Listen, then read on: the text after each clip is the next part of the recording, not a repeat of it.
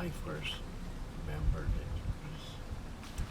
there was a little store in here, the Welches, who later went to Norway Bay and had a business there, but they had a store in this corner here, and the rest of it was occupied by Selsley Hodgins, his wife, and she later started a hospital up there a little bit. There was no house here, but there was a little shop right here where Selsley Hodgins had the little shop right here.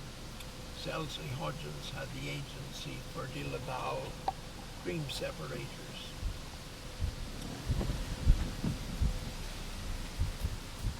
Johnny Rennick and his wife lived here. And Harper Rennick lived over there.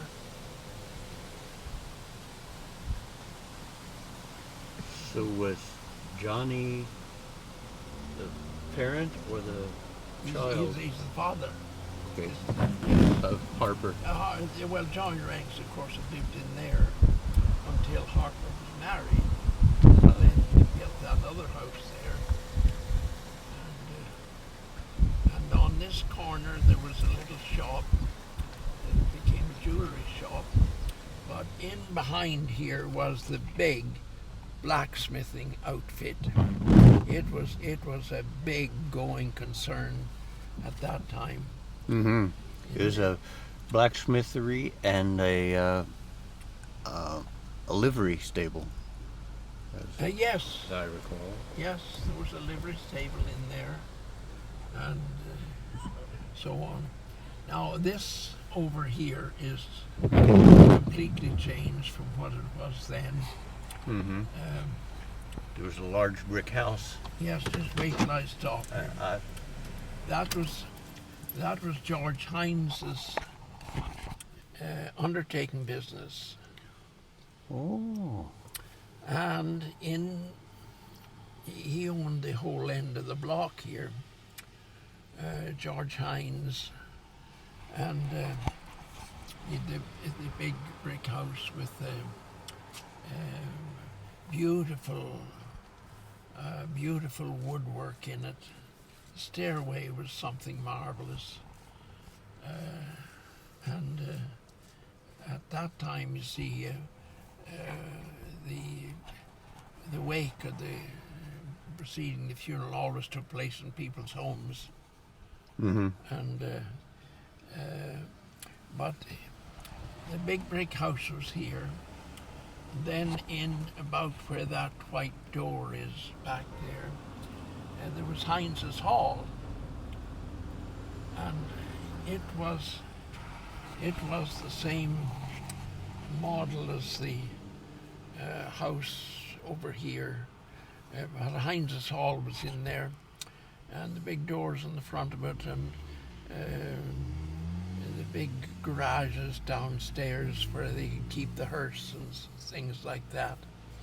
And the council and school board and official meetings were always held upstairs in Hines's Hall. Then his stables and sheds were in there behind us. Mm-hmm. Well, I was in town when they pulled that house down from there. Let's see, we're all right to cross here. Yeah. Yeah. Well, George Hines owned pretty much up to where WA is, where this was. In here, there was a nice house occupied by E.T. Hodgins, who was the secretary of Clarendon Council, Shawville Council, and the school boards. He was there, and the next one, there was another brick house here that was occupied by Gordon Smith, a harness maker.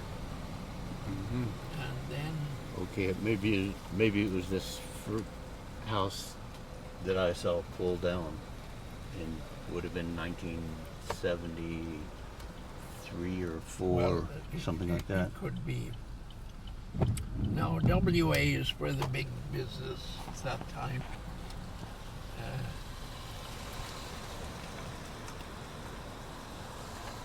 Picture of this here on the walls. WA's nice house in there.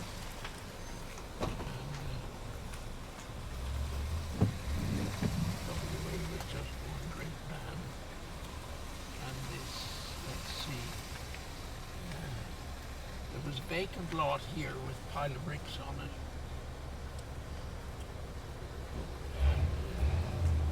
Red and white store was in here. And Murray's tailor shop was in here.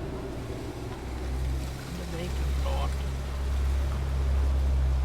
This was at that time the Bank of Nova Scotia.